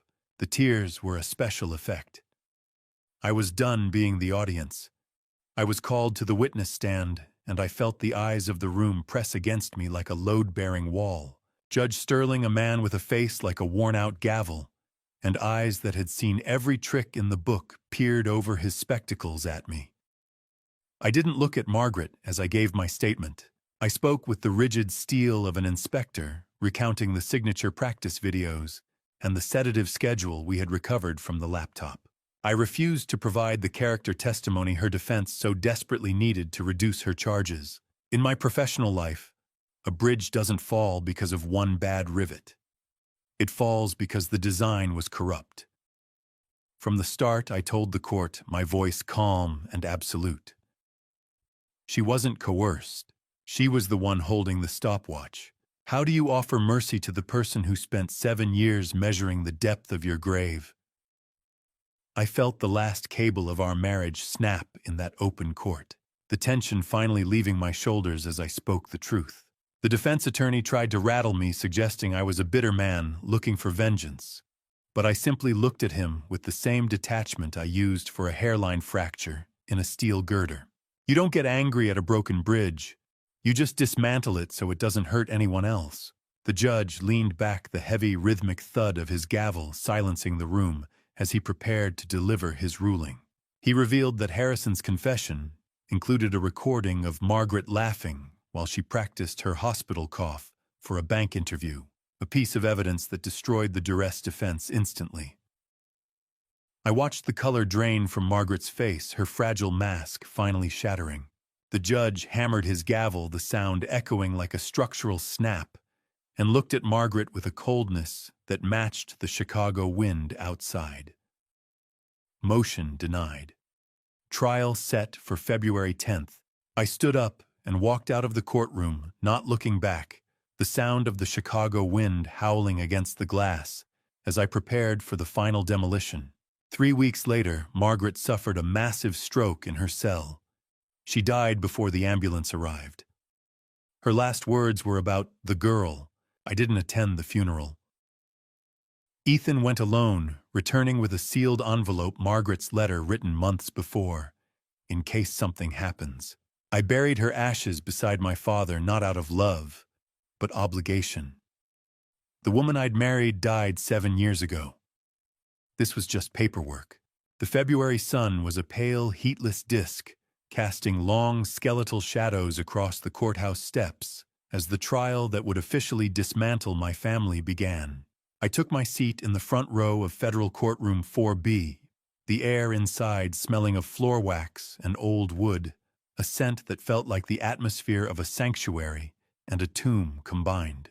Ethan took his seat beside me, his shoulder brushing mine, and the warmth of his presence was the only thing keeping the chill of the morning from settling permanently into my marrow. I watched the federal prosecutor stand to deliver a scathing opening statement, framing the entire conspiracy not as a crime of passion, but as a cold engineering project. On large monitors, the seven-phase structural map of my own destruction was displayed for the jury, a blueprint of betrayal that made my father's $6.8 million legacy look like a target in a shooting gallery. I glanced at Ryan Blackwood, who sat slumped between his high-priced lawyers. Stripped of his Mitchell disguise, he looked like a discarded prop from a play that had been canceled mid-performance. There was no dignity left in him, just the hollowed-out remains of a man who had tried to wear my soul. They didn't just want his money. The prosecutor told the jury, her voice echoing in the dry, stale air. They wanted to delete his very existence. Look at the defendant. That isn't a face, it's a mask. I felt a grim satisfaction at her words, a somber clarity that finally labeled the horror I had lived through. Ethan was called to the stand shortly after. I watched with wet eyes as my son, once so distant and full of a bitterness I never understood, took a stand for the man they tried to bury. He revealed that Claire had once tried to convince him to sign a waiver stating I was mentally incompetent, intending to put me in a state-run facility permanently so they could manage the estate without even the inconvenience of drugging me. The truth doesn't just set you free. It burns everything that was built on a lie. Ethan recounted the systematic isolation he faced, explaining how Claire's lies had convinced him I was a controlling, abusive man. He spoke of the allowance checks that were nothing more than hush money siphoned from my own inheritance. The rhythmic tapping of the court reporter's keys was the only sound in the room, as Ethan described the misdirected email that finally broke the spell. I was a fool, Dad, he said, turning his gaze directly from the witness stand to mine. I let them pay me to stay away while they poisoned you. His voice broke, and for a moment, the heavy silence of the courtroom was filled with the weight of 9 lost years. I am here to stand for my father. Have you ever seen your own child apologize for believing a monster over you? It's a bridge being rebuilt in real time, one rivet of trust at a time. I gripped the wooden armrest of my chair, my knuckles white, feeling the structural integrity of my life returning. As Ethan stepped down from the stand, he did something that wasn't on the witness list. He reached into his pocket and handed the prosecutor a small, silver-encrypted USB drive he had found hidden in his old New York apartment. He explained that Claire had stashed it there during a visit, likely as a secondary backup for her Belize exit strategy. It contained secret recordings of Ryan and Claire discussing their future plans that involved leaving Margaret behind to face the fallout. I felt the warmth of Ethan's hand as he returned to the gallery and gripped mine, our fingers interlocking for the first time in a decade. But my gaze was pulled to the side door. Margaret was being wheeled in for her testimony, her face a mask of calculated frailty. She wasn't looking at me. She was looking at that silver drive in the prosecutor's hand, and for the first time since the bank, I saw real terror in her eyes. The flashes of the paparazzi cameras outside were like lightning strikes, illuminating a shame I could no longer hide behind the clinical walls of my home. I gripped Ethan's hand as the court went into recess, the physical heat of his palm, the only thing grounding me as Margaret was wheeled past. She wouldn't look at me. Her eyes were fixed with a predatory intensity on the silver USB drive resting on the prosecutor's table. I felt the weight of her betrayal anew, a heavy air-conditioned pressure in my chest. As we pushed through the heavy courthouse doors for a momentary escape, the media firestorm hit us with the force of a structural collapse. The case had been dubbed the $6.8 million family fraud, and my private agony had become public entertainment. Headlines screamed about the stuntman double and the 7-year sickbed lie. I saw Claire's smug, high-resolution face on every newsstand, her smile as sharp as a jagged shard of glass. Victor pulled me aside, his face grim, as he showed me a report on his tablet. A major true crime network had already approached Claire's legal team for an exclusive interview. Even in handcuffs, my daughter was trying to profit from the demolition of my life. "They are treating my life like a reality show," Ethan, I said, the dry, papery smell of courtroom documents still clinging to my clothes. I looked at the crowd of reporters, their recorders held out like weapons. "Let them watch, Dad," Ethan replied, his voice firming with a strength I hadn't heard in a decade. "Let them see you win." Flash. Flash. Click. They weren't taking pictures. They were vultures circling the ruins of a man they thought was already dead. I retreated back into the courtroom, where the air was stale and heavy with the scent of old wood and impending finality. When the bailiff called my name for the victim impact testimony, I felt the rhythmic, heavy thud of my heart against my ribs. I walked toward the witness stand, the cold, unyielding wood feeling like the only honest thing left in the room. I didn't speak with the voice of a broken husband. I spoke with the cold, precise cadence of a senior bridge inspector, delivering a report on a fatal failure. I detailed the 2,555 days of false caretaking. I described every missed holiday and every anniversary spent sitting in the dark, holding the hand of a woman who was mentally counting my inheritance. I didn't just lose my money. I told the jury, my eyes scanning their 12 faces. I lost 7 years of oxygen to a lie. I was a man who lived for the structural integrity of things. Yet I had allowed the foundation of my own home to rot until it crumbled. Have you ever had to stand in front of 12 strangers and explain why you were a fool for love? It is a special kind of humiliation to admit that your nobility was nothing more than a blindfold. I turned my head slightly to look at Ryan Blackwood and Margaret. "You can practice my signature," I said, my voice dropping to a low, dangerous register. "You can wear my clothes and steal my watch, but you can't mimic my soul." As I spoke, the prosecutor activated the display monitor. She was using stress analysis software to overlay Margaret's medical logs with her heart rate during the signatures. The jury watched in silence, as the graph showed Margaret stayed perfectly chillingly calm while she lied about her kidney failure. She wasn't a victim of stress. She was a predator in repose. I felt a surge of cathartic release as the engineering of their lie was stripped bare. I had delivered my final inspection, and the verdict of the wreckage was clear. As I stepped down from the stand, my legs felt heavy but stable. A court officer intercepted me, handing me a small folded note. He pointed toward the back row. My heart skipped a beat as I saw a woman sitting in the shadows of the gallery, a woman who looked exactly like the professional makeup artist Samuel had identified in his forensic report. The sentencing phase felt like the final rivets being driven into the coffin of my past life as I unfolded the note with trembling fingers. The note in my hand was warm, the ink slightly smudged by the palm of a woman who had spent years painting the faces of ghosts. As I read the elegant, hurried script, the air in the hallway seemed to thin. The woman was Sienna Blake, the makeup artist Samuel had flagged in his report. She hadn't come to gloat. She'd come to clear her conscience. The note revealed a chilling detail. Ryan Blackwood hadn't just asked her to make him look like me. In the earliest stages of their meetings, he'd brought in photos of my father requesting a likeness of a man 20 years older than I am. It was a terrifying revelation. This wasn't just a heist against me. They had been scouting for a way to infiltrate the legacy long before my father had even passed. I moved back into the courtroom, my mind spinning with the calculated cruelty of it. I took my seat as the judge called for order, his voice like a gavel striking iron. The sentencing hearing began with Ryan Blackwood.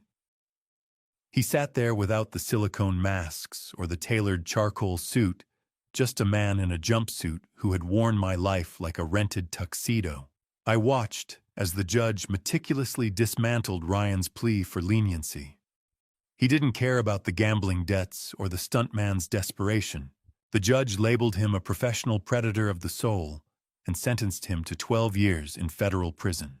Ryan tried to catch my eye for a final moment of pity, but I looked through him as if he were a pane of glass. "You didn't just steal money, mister," Blackwood the judge stated the words echoing in the dry courtroom air. You exploited the sanctity of a man's home. 12 years for the mask. 9 for the actress. The play was finally ending. Margaret was wheeled in next, her frailty no longer a performance, but a genuine consequence of her psychological collapse. The judge rejected her motherly devotion defense, citing the audio recordings of her mocking my trust. She was sentenced to 9 years a term, reduced only because the digital evidence proved Claire was the primary financial beneficiary. Mitchell. I'm so sorry, she whispered as the guards began to move her. Please tell Claire that I love her. I didn't respond. I couldn't. 9 years for a 7-year lie almost felt like an even trade, but the mathematics of the heart don't work that way. I watched the heavy metallic thud of the jail transport doors closing in my mind's eye. How do you rebuild a foundation when the people who poured the concrete were the ones who hid the dynamite? Later, I met Linda Crawford in a small probation office conference room. The smell of floor wax and stale coffee was overwhelming, and the pale fluorescent light cast long, weary shadows across the table. Linda, now a state witness, was signing over the remaining $650,000 from her shell company. The scratching sound of her pen on the legal restitution papers was the only sound in the room. I've transferred every cent back, Mitchell, she said, her voice barely a whisper. I'll be paying off the rest for the next decade. I watched her sign the final deed, providing the properties she'd helped Claire acquire under the table. I don't want your thanks, Linda, I said, my voice reflecting a weary pragmatism. I just want the ledger to be clean. She paused, her hand hovering over the paper, and looked at me with a sudden sharp intensity. She confessed that during her time consulting, Claire had asked her to scout for a small private landing strip in a remote part of Illinois. It wasn't about an airport. It was about a final escape route I hadn't even considered. I watched Linda walk out the door, but my mind was stuck on a single word in Sienna's note. A word that pointed to a hidden asset even Victor hadn't found in the audit. The courtroom for Claire's sentencing felt different, colder, sharper, and devoid of the fake tears that had stained the previous hearings, as if the law itself had sharpened its teeth for the mastermind. I stood at the back for a moment, observing my daughter as she was led to the defense table. She didn't look at me. She didn't look at Margaret, who sat huddled in her own silent misery. Claire stood before the judge with a rigid intellectual defiance, her chin tilted up, as if she were the only person in the room who understood the true value of the game. The prosecution characterized her as the architect of an emotional demolition, a woman who didn't just want wealth, but who took pleasure in the systematic erasure of her own father. 18 years for the mastermind, I whispered, as the judge delivered the sentence. You didn't just want my money, Claire. You wanted to erase my name. She finally turned to me as the guards gripped her arms. You think you've won, Dad? She shouted, her voice echoing in the stale air. You're still the same pathetic bridge inspector, just in a more expensive cage. I watched her go, realizing that the poison pill she had left behind was far more than just a legal clause. 18 years. A long time to sit in a cell and realize that your father's weakness was actually your own undoing. Months later, in September, I returned to the Elmwood District home for the final time. The stark brightness of the September sun hit the bare floorboards, illuminating the dust motes dancing in the empty space. The house was a shell. I walked through the quiet rooms, hearing the hollow echo of my own footsteps. I could still see the outlines on the carpet, where the medical equipment once stood, ghostly reminders of my 7-year imprisonment. It was a construction site for a heist, a structure I had maintained with the obsessive care of a man who thought he was saving a life. I discovered then that Claire had taken out a second mortgage on the house using a forged power of attorney. The sale proceeds would be significantly less than I anticipated, a final parting gift from a daughter who wanted to ensure my foundation remained unstable. Have you ever walked through your own house and realized you were the only real thing in a world made of cardboard and lies? I began to pack the last of my engineering blueprints, the only things from this place that held any structural integrity. A forgotten document slipped from the box, a faded brochure from Midwest Fertility and Surrogacy Center, dated 2018. Margaret and I had signed the contract 8 years ago, hoping for a second child after Ethan left. But then her kidney symptoms began, and I assumed the clinic had canceled everything. Now I understood Claire had intercepted the clinic's emails. She'd kept the surrogacy alive without my knowledge. I left the luxury furniture and the designer shoes behind for the liquidators. I wanted no part of the debris they represented. 7 years of maintenance on a structure that was rotten at the core. I muttered, sealing the final box. The smell of cardboard and dust was the scent of my liberation. The real estate agent met me in the kitchen, her heels clicking on the tile. The last signature that matters isn't for the trust, it's for the deed to this tomb, I said, reaching for the pen. As I signed the final page, she mentioned that the buyer was a trust linked to an anonymous group in North Carolina. It was the very state I had been considering for my relocation, a coincidence that felt like a sudden, unexpected shift in the wind. I set the pen down on the empty kitchen island, the same spot where I dropped the knife a year ago, and walked out without looking back. The cold, metallic click of the front door locking for the last time was the most satisfying sound I had heard in a decade. I reached my truck, ready to leave the Elmwood district forever, but the FBI agents were already waiting for me. They didn't smile. They looked like men who had found a leak in a dam that everyone thought was dry. Agent Miller held out a heavy manila folder. "We found a hidden asset, Mitchell, something Claire kept off the ledger." I stared at the folder, the weight of the final mystery pulling at my hands. The FBI agents didn't smile. They looked like men who had found a leak in a dam that everyone thought was dry as they opened the folder. The smell of the leather interior in my truck usually felt like sanctuary, but with Agent Miller leaning against the door, it felt like a gilded cage. Agent Miller stood there, his suit too expensive for a government salary, and his eyes too tired for a man in his 30s. He didn't offer a greeting. He simply forced me to stay by the truck, tossing a heavy manila folder onto the hood with a dull thud that echoed in the quiet afternoon. I thought I was done with signatures today. I muttered, my voice sounding thin even to my own ears. "This isn't a closing statement, Mitchell. It's an opening statement for a grand jury." Miller replied, his tone as flat as the asphalt. I looked down at the high-resolution photos spilling out of the folder. They were pictures of a hardware crypto wallet found in a safety deposit box I didn't even know existed. It was registered under a pseudonym I had used a decade ago for an engineering project in Dubai, a name I hadn't thought about in years. My heart hammered against my ribs, a rhythmic reminder of a past that refused to stay buried. I felt a sudden sharp spike of paranoia, a claustrophobia that had nothing to do with the open driveway. The FBI hadn't come for the house or the knife.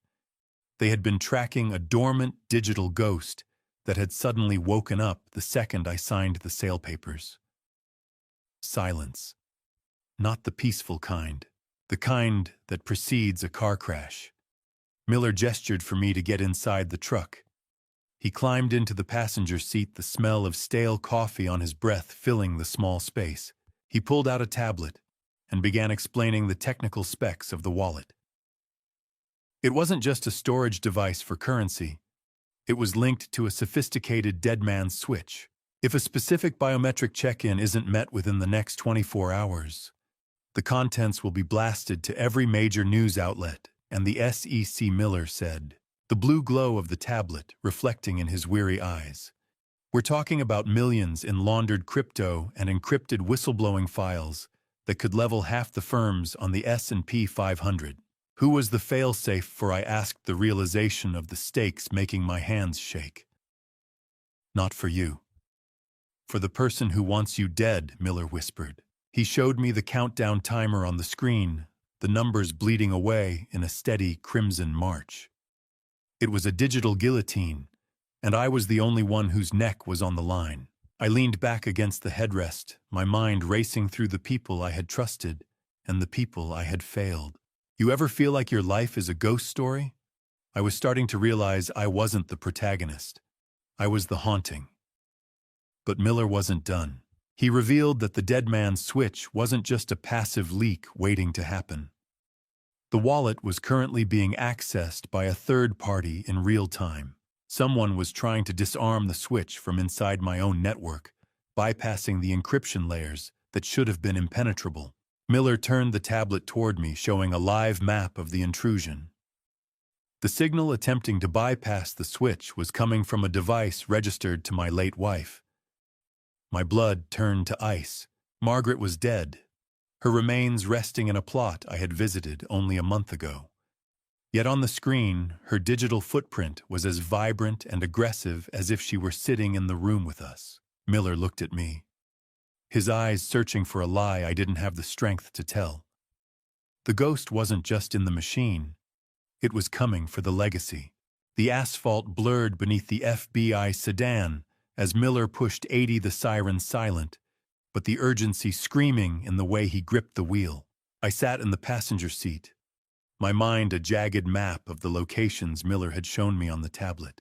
A year ago, I believed I'd buried the ghosts of my family, but today, the digital signal of a dead woman was leading me back into the heart of the wreckage.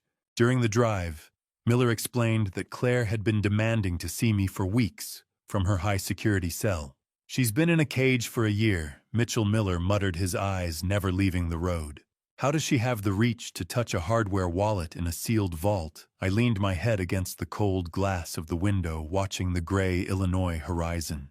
"Maybe because she never really left the room," I replied, thinking of the way Claire's intellect always operated 3 steps ahead of anyone's perception. How do you outrun a woman who is already behind bars? You don't. You just wait for her to stop pulling the leash. We arrived at the State Correctional Facility, a brutalist monument of concrete and wire that looked like it was designed to swallow hope whole. Miller escorted me through a series of buzzing steel doors, the smell of industrial floor wax and stale air growing thicker with every step. I felt a profound sense of intellectual confusion. My wife was dead, yet she was hacking $1 million failsafe. It was a bridge failure I couldn't calculate. Claire sat behind the reinforced glass, her orange jumpsuit, a violent contrast to the pale, waxy skin of a woman who hadn't seen the sun in 12 months. She looked gaunt, her eyes sharp and predatory, lacking even a shred of the remorse she'd feigned during her trial. "You look tired, Mitch," she said, her voice crackling through the cold plastic of the visitation phone. "Selling the house didn't set you free, did it?" I gripped the receiver until my knuckles turned white. "Did you like the gift I left in the Elmwood kitchen?" she asked, referring to the legal trap that nearly cost me everything. I didn't flinch. "The FBI thinks you're the one hacking the switch, Claire. Are you?" She leaned in her breath, fogging the glass. She revealed that the hardware wallet required 2 physical keys to stop the timer, and she had the second one hidden in plain sight. If you are still here with me, please drop a quick comment to let me know you're still following this journey. Just comment the word iron if you're standing strong with Mitchell. And a small heads up, the next part of this story contains some recreated details for narrative impact. If you'd prefer to stop here, I completely understand, and you can end the video now. The glass between us didn't feel thick enough. Not by a mile. Claire leaned in even closer, her voice dropping to a whisper that felt like a razor blade against my ear. "I didn't kill her memory, Mitch. I weaponized it," she hissed. She explained that she wasn't the one hacking the system.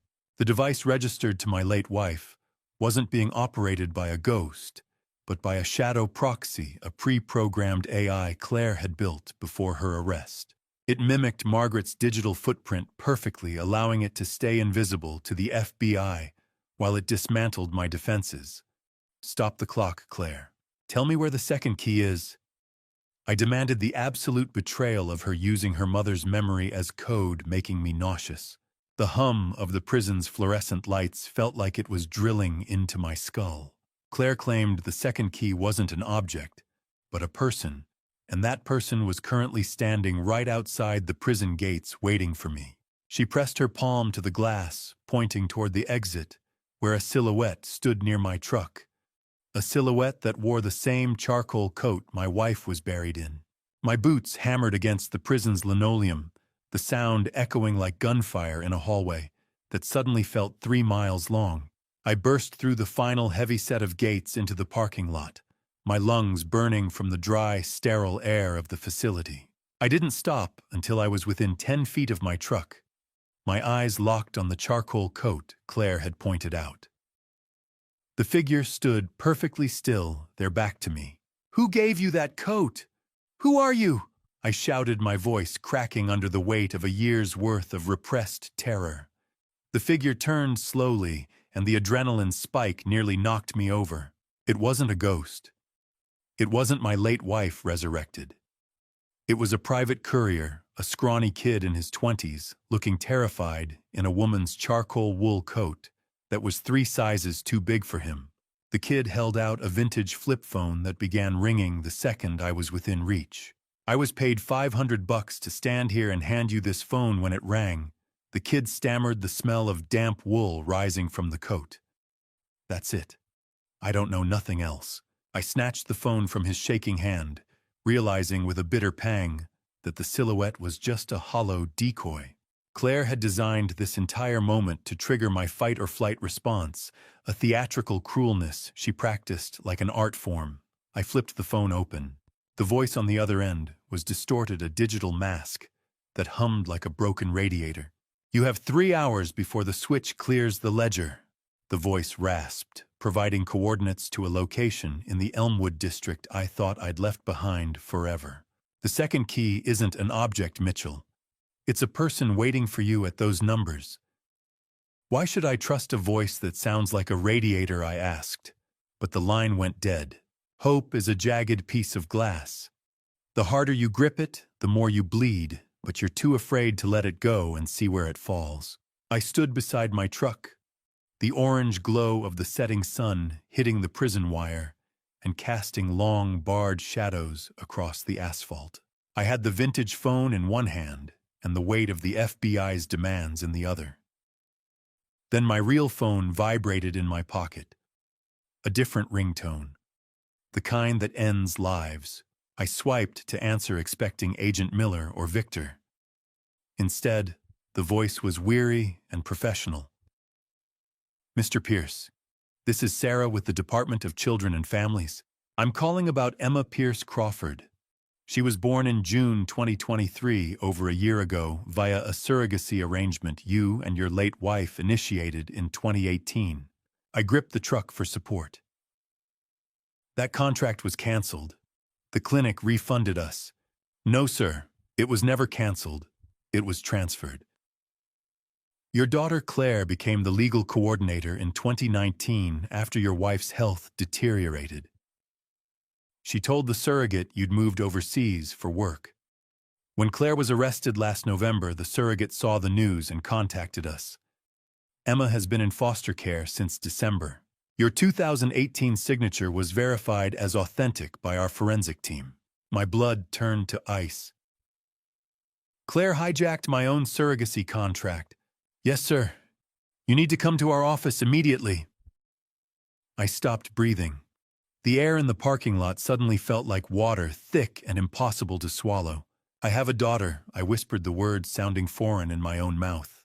I learned in that moment that while I was grieving a marriage and fighting a legal war, a child had been born into the wreckage, a child I never knew existed. I demanded to know where she was. My mind, a structural failure of everything I thought I knew about the last year. "Mitchell," Sarah continued, her voice thin and sterile through the speaker. "You need to come to the office immediately. We can't keep her in emergency custody much longer. How do you grieve a child you didn't know existed while running from a ghost that won't stay dead?" I sat in the cab of my truck, the silence of the prison parking lot amplifying the caseworker's words until they were the only sound in the universe. Sarah's voice had dropped to a whisper, informing me that Claire wasn't the mother of the child I'd apparently fathered 4 months ago. I gripped the steering wheel, my mind a structural failure of logic and memory. I needed answers, But the vintage flip phone in my other hand was vibrating again, the digital radiator voice demanding I move. The coordinates it had provided weren't a new location at all. They were a cipher, a specific set of spatial measurements for the house I had just sold in the Elmwood district. The realization hit me like a falling girder.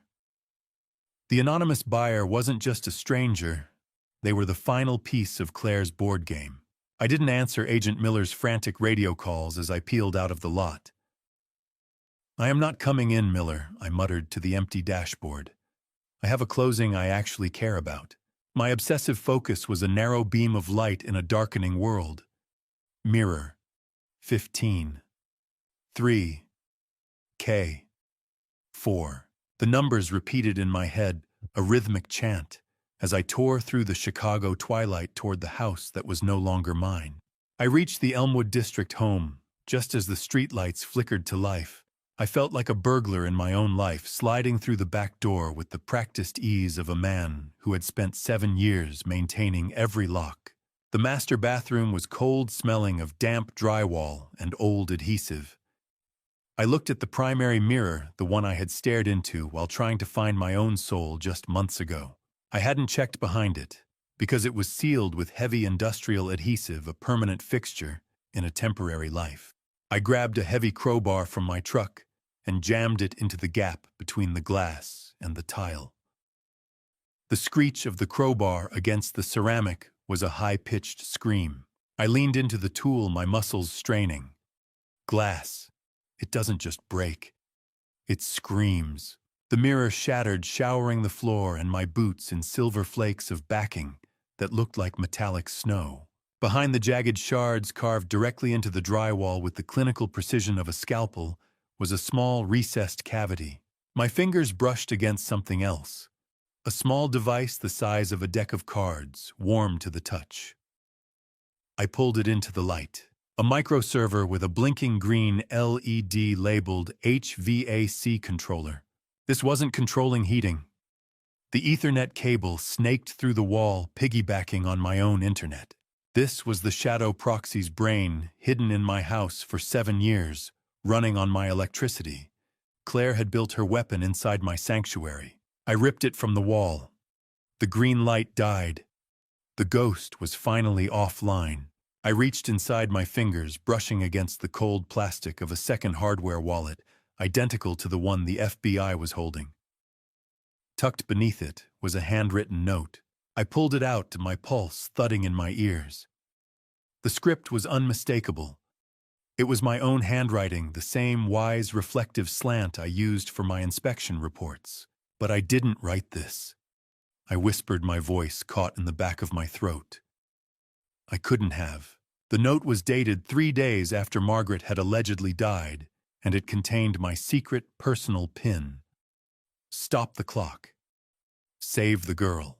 Do you want to know what it feels like to realize you're the villain in a story you haven't finished reading yet? I carried both wallets to the kitchen island, connecting them with a bridge cable I kept for field diagnostics. The rhythmic blue pulse of the hardware wallet light flickered against the marble, a digital heartbeat, synchronizing with the shadow proxy countdown. The timer began to slow, the crimson numbers turning to a steady clinical green as the data began to decrypt. I expected financial records or offshore accounts, but the file names that populated the screen made the blood drain from my face. They weren't ledgers. They were medical logs titled Emma_biological_source. Come on, you digital bastard. Open up, I hissed, my fingers flying over the keys. The final block of data decrypted with a soft chime. A photo flickered onto the screen, a hospital room with a man holding a baby. My face. But the metadata revealed the truth AI generated in 2023.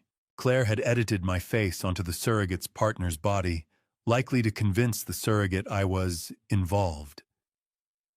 Beneath the fake photo was the real document, my 2018 surrogacy contract, with Margaret notarized and sealed. My signature was authentic. I had signed this before the lies consumed everything. The fluorescent lights of the DCF lobby hummed with the same persistent drone as the questions in my head. But for the first time in a year, I wasn't looking for a way out. I sat on a hard plastic chair, my hands finally steady against my knees as I waited for Sarah. Outside in the parking lot, Agent Miller was probably still scrolling through the hardware wallets I had just surrendered. That folder contains everything I had told him the morning air finally tasting clean. Every wallet, every node, every name. It was the ultimate leverage. I bought my freedom and a clean birth certificate for a child I barely understood in exchange for the digital map that would dismantle Claire's laundering network forever. Miller had looked at me with a weary sort of respect, though his warning still echoed in the back of my mind. You're walking away with a ghost's child, Mitchell. Make sure you don't become one yourself. He didn't understand the shadow proxy. The software wasn't designed to destroy me, but to act as a digital trustee that would only release the truth and Emma's location once I had successfully severed the last tie to my old life by selling the Elmwood house. It was a fail-safe and engineering masterpiece of a different kind. Ever held a 6-month-old and realized they are the only thing in the world that doesn't care about your sins? The door opened, and Sarah led me into a small, quiet room that smelled of baby powder and antiseptic. She was carrying a bundle wrapped in a yellow blanket. Emma was 13 months old, with a tuft of dark hair and steady, curious eyes, and eyes that held the exact same shade of storm cloud gray as mine. As she placed the girl in my arms, the weight of her felt like a cornerstone being set in a new foundation. Sarah handed me a copy of the 2018 contract. I did remember signing this, Margaret, and I had been hopeful, planning for a future after Ethan left home. But within weeks, her kidney symptoms began. Clinic appointments stopped. I'd assumed the contract was voided. Now I understood the shadow proxy had been erasing fertility clinic emails for 5 years. Claire hijacked the entire process, hiding my biological child as a backup plan if the bank heist failed. Margaret's posthumous letter confirmed it.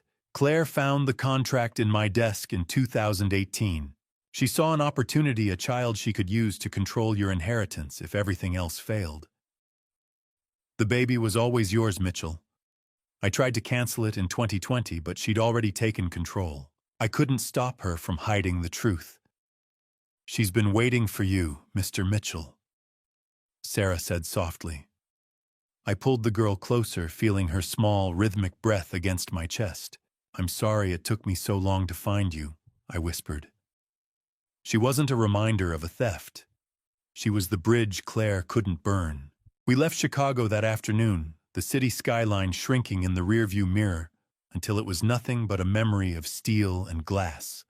I drove west, then south toward the Blue Ridge Mountains. Asheville smelled like wood smoke, and Old Secret's a perfect place for a man to bury a ghost and raise a daughter. The gravel crunched under my truck tires as I pulled up to a secluded cabin I had purchased through a blind trust months ago, another move the shadow proxy had facilitated. The crisp, thin air of the mountains felt like it was scrubbing my lungs clean of the industrial rot of the Elmwood district. I unloaded our few belongings under a canopy of autumn leaves, the oranges and reds of the trees reflecting the sunset. Emma slept through the transition, a warm, heavy weight against my shoulder as I carried her over the threshold. Just you and me now, kid, I said to the empty pine-scented rooms. I walked into the small kitchen and set her carrier down on the counter. Beside a stack of new blueprints sat a single envelope addressed to me. The handwriting was unmistakable. It belonged to my late wife, Margaret, the real Margaret, before the illness and the lies. It was a final piece of the foundation proving she knew about the surrogacy and endorsed it before the world went dark. I opened the envelope with trembling fingers, but before I could read the first line, the vintage flip phone from the courier, the one I thought I'd thrown away in a rest stop bin 300 miles back, buzzed once in my pocket. The vibration felt like a jolt of electricity. I reached down and pulled it out, the screen glowing in the mountain silence. The plastic of the flip phone felt warm against my palm, a living relic of a year I thought I'd buried in the red clay of Elmwood. I stood in the absolute silence of the Asheville cabin, watching the moon rise over the jagged Blue Ridge horizon. I flipped the phone open, my thumb grazing the worn buttons as I brought it to my ear. I expected Claire's cold, calculated voice, but what I heard instead was "Guard Derek." Derek's voice was a gravelly mess of panic and unearned confidence, the sound of a man who had stepped into a game way over his head. "Claire thought she bought me Mitchell." He hissed, the static of the connection crackling with the distance. "But she didn't realize I knew about the hardware wallet." I realized then that the voice on the phone wasn't a ghost or a mastermind, but the very man who had helped the shadow proxy operate from within the prison walls. He had turned on her, his greed outweighing any loyalty she'd bought with siphoned crypto. He was demanding the codes I had just handed over to the FB. I convinced he could intercept the fortune for himself. "She's not with you, Derek," I said, my voice steady with a finality that made him hesitate. "She's exactly where she belongs." I listened as Derek's panic escalated, describing the chaos currently unfolding at the correctional facility. Claire had attempted a physical escape through a maintenance tunnel, using the shadow proxy as a digital smokescreen. Greed is a louder engine than love. Derek proved that with every word, but the plan had been a structural failure from the start. By handing the hardware keys to Agent Miller earlier that morning, I hadn't just secured my freedom. I had inadvertently triggered a high-level security lockdown that sealed the tunnel before she could reach the perimeter. "You sold her out, didn't you?" Derek snarled. "You gave the feds the map." I watched the orange embers in the fireplace pop and hiss. "I didn't sell her out," I replied. I just finally closed the door. The line went dead with the sudden sharp wail of sirens on his end, leaving me alone with the mountain wind and the distant hoot of an owl. I set the flip phone on the mantel and picked up the envelope I'd been holding. The stationery was old, the texture smooth and familiar. It wasn't a message from Claire. It was a delayed legal delivery from my first wife, Margaret. I read her words by the light of the fire, the truth finally surfacing from beneath 7 years of silt. She explained that she had seen the rot in Claire early on, long before the accident. Margaret's letter explained she had commissioned the original shadow proxy years ago, a digital trustee designed to protect Emma's custody documents. But Claire discovered the code, reverse-engineered it, and weaponized it. The AI that attacked me was a corrupted version of the tool Margaret built to save me. The surrogacy with Emma had been her final gift, a bridge she'd built to carry me across the river of my own grief.